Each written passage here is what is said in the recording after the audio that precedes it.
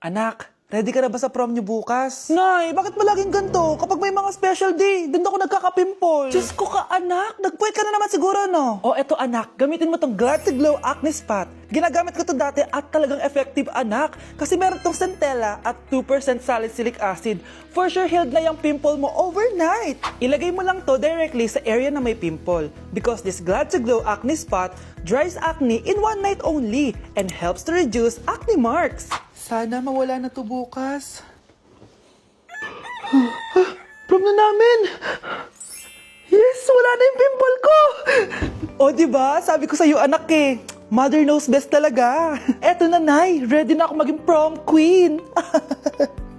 Nay, punta tayo sa mall. Wag muna ngayon, anak, ha? Madami kailangan na tapusin na trabaho si nanay. Sige po, Nay.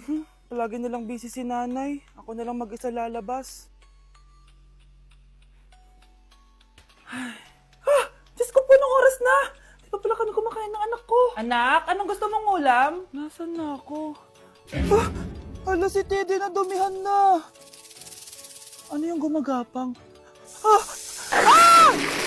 Anak! Pumunta yun.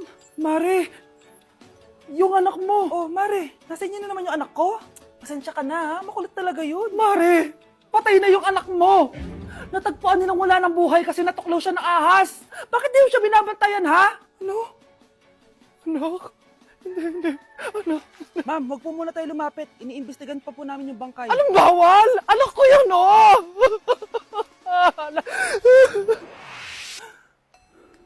Nay, punta tayo sa mall. Anak, buhay ka? Sige anak, labas tayo. Punta tayo ng mall. Yay! Pumunta kami ng mall. O anak, nag-enjoy ka ba sa mall? Opo, Nay. Nag-enjoy talaga ako. Kaso, nagugutom na ako, Nay. Kumain ka na, anak. May tira pang pagkain dyan sa lamesa. May aasikasuhin na ako trabaho, ha? Sige po, Nay. Ang sarap! Salamat naman at nabuhay ang anak ko. Anak, tapos ka na ba Anak! Anak! Anak! Ayoko mawala ka ulit sa akin! Nay, punta tayo sa mall. Bumalik na naman ako. May sumpa ata tong kwintas na to. Kailangan kitang itapon para tumigil na tong sumpa na to.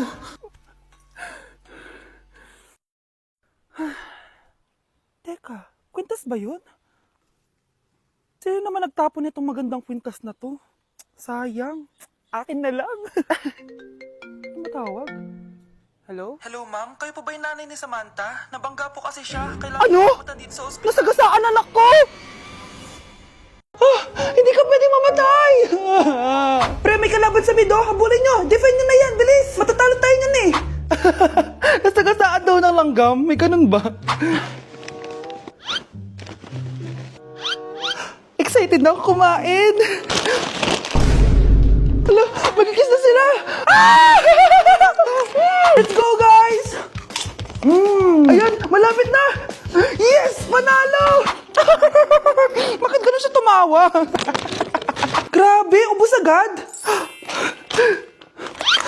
Wala na naman!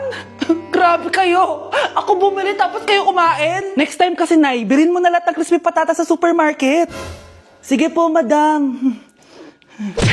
Nay, bakit po? Mga sinungaling kayo? Paano niyo nagawa sa akin to, ha? Nay, anong sinasabi mo? Hindi namin maintindihan. Ikaw, Scarlett, sabi mo doktor ka, di ba? Bakit katulong ang trabaho mo sa New York, ha? Nay. Ikaw, Brianna, teacher ka, di ba? Bakit nakita ka nilang nasa bar at sumasayaw-sayaw ka pa? Ikaw, Michael, akala ko may engineer na ako. Ngayon pala, nangi-scam ka lang ng tao! Bakit niyo tinago sa akin to, ha? Nay, hindi kasi ako nakapasa bilang nurse sa New York.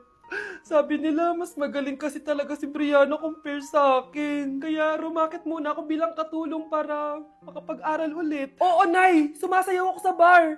Pero di ko binibenta ang katawan ko. Kinilangan ko lang yung pera para makagraduate na ako bilang teacher. Ayoko na kasi manghingi sa iyo eh. Ang baba kasi ng sweldo ng engineer, Nay, kaya humanap ako ng paraan para kumita ng pera. Alam ko mali ang pagiging scammer pero yun ang bumuhay sa akin, Nay. Mga anak! Sana sinabi niyo sa akin! Pamilya tayo dito, diba? Magtutulungan tayo! Bakit tinago niyo sa akin? Natakot kasi kami, Nay, na baka ma-disappoint ka namin.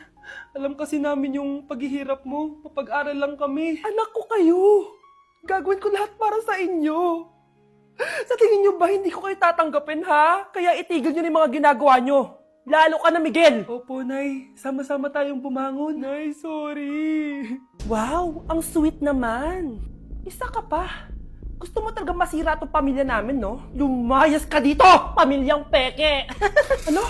Palibhasa, di ka mahal ng pamilya mo. Mga ate, kuya, proud pa rin kami sa inyo.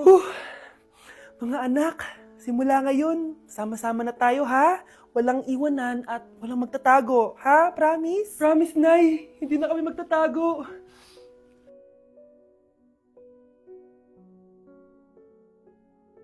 Nakikiramay po ako sa pagkawala ng asawa niyo. Masakit para sa amin ang pagkawala niya. Kailan pala namin makukuha yung mga ipapamana niya sa amin? Ipaprocess pa po namin yun, ma'am. I-update na lang po namin kayo. Sige po, attorney. Sakit ng pagkawala niya. Nay, tignan mo, may medal ako. Ano namang paki ko dyan? Di ka ba proud sa akin? Hindi. At wala akong paki sa'yo. Iniwan ka na ng tatay mo, di ba? Kaya pwede ka nang umalis dito. Bakit ka ba ganyan sa akin, Nay? Huwag mo nga akong matawag-tawag na nanay dyan. Kadiri. Hindi kita anak. Ang nanay mo, wala na. Malandi kasi. Nay, gutom na ako. Ay, gutom na baby ko. Wait lang, mag-order ako ng steak for you, ha? Yay, steak, my favorite. Ampun lang pala ako. Nasaan na yung totoo ko, nanay?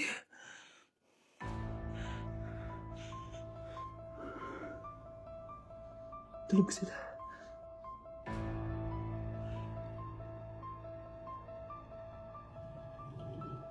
Nasaan na yun?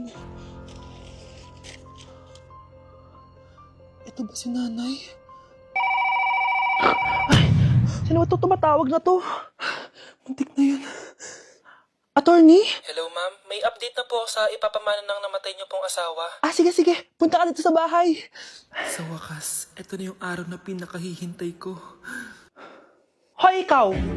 Pag dumating dito si attorney, magtago ka. Hindi niya pwedeng malaman na may isa pang anak ang asawa ko. Sige po. Ma'am, nakuha na po namin yung last will and testament ng asawa niyo. Ang nakasulat po dito ay, ang 50% ng kayamanan niya ay mapupunta po sa inyo.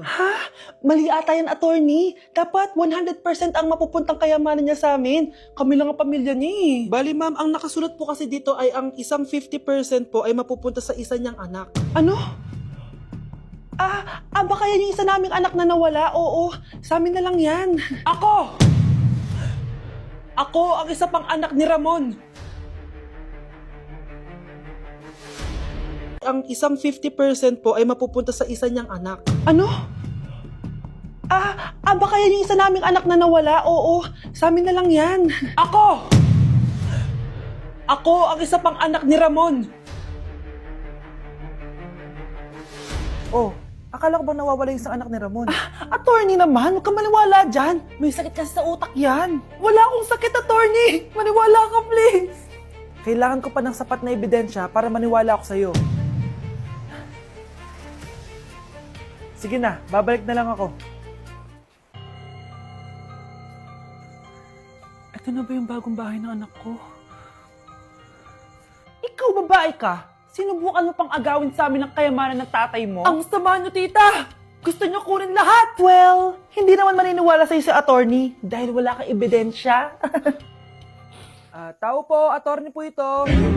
Nandiyan si attorney. Halika dito. Ayan, ikukulong muna kita dito sa bodega hanggat hindi ko pa nakukuha ang mga kayamanan.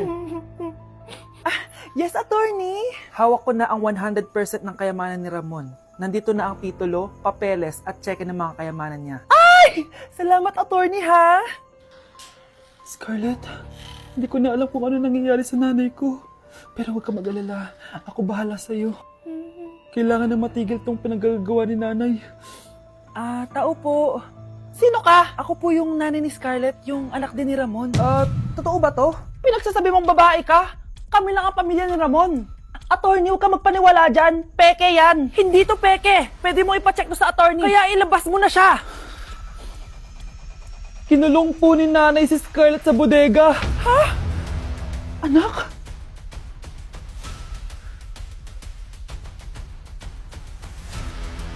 Kakagising ko nga lang pala mga mare. Charot lang, kanina pa ako gising. Habang tumatae nga pala ako mga mare, bigla ako may naisip ng pagkakakitaan. Kaya naman nagpahatid na ako mga mare sa malapit na grocery sa amin. Bagong-bago nga pala itong naisip ko mga mare at wala pa nakakagawa nito. Bumili na nga ako ng mga kakailanganin ko mga mare para hindi tayo maubusan ng stocks mamaya. Pagka uwi ko nga, inumpisan ko na agad magluto mga mare. Para naman marami tayong kitain ngayong araw. Wala talagang lugi dito sa small business na naisip ko. Dahil sa isang pack na to, 200 orders na ang magagawa ko dito mga mare. Kakaiba talaga tong fries ko mga mare. Dahil sinigang powder ang nilagay ko dito mga mare. Ito nga pala yung 70 pesos mga mare. Sobrang sulit na talaga. Sa sobrang mura nga nito mga mare, nanganganib pa ako malugi. Pero hindi na importante yun mga mare, basta marami tayong customers. Nakakatakam nga tong sinigang fries natin mga mare, for sure dadayuhin to. Hindi na talaga nakapaghintay ang mga customers natin mga mare. Kita nyo naman sa mga mukha ng mga customers natin mga mare na masaya sila. Sobrang nagustuhan nga nila yung sinigang fries natin mga mare. Babalik-balikan daw nila to. Ang saya pala kumita mga mare, lalo na't galing sa dugot pawis. Hala, iba na section ko. Saan yung section 1? Ba't napunta ako dito? Ito na ba yung section 1? Good afternoon, everyone, especially to all of the panelists, advisors, and especially to our co-researchers who attend this virtual conversation. So, good afternoon, everyone. Namamatay ng dahil sa iyo, ma'am. Ibig sabihin po nito ay kabayanihan ng mga Pilipino na isinakripisyo ang kanilang buhay para sa kalayaan ng ating bansang Pilipinas. Huwag lang tayo puro salita! Dapat ipinapakita din natin sa ating ginagawa! Ikaw, bago ka lang dito, di ba? What is the biggest mistake? Ma'am, the biggest beef stick. Anong beef steak, ha? Alas na ako dito.